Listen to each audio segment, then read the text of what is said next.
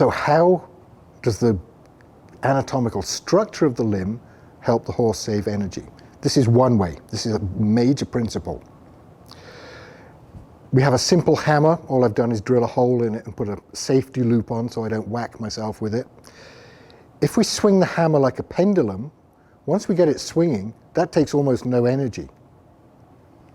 But that animal's not moving very fast at this point. Actually, when they're trotting, they use this very pendulum motion to save energy. Just the limbs swing on their own.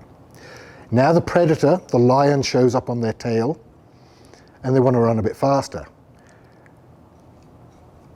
Big heavy foot, they've got to work hard. That's as fast as I can go, and that's why I've got this safety loop so I don't let go. That takes a lot of effort. Try this at home, be careful. So the principle is, take the weight away from the lower part of the leg and put it at the top. Same mass, same length, much easier to move. That is the single major influencing principle over the size and shape of horses' bones in the leg. Big heavy body at the top, big bones, big muscles at the top, long skinny leg going down to the foot.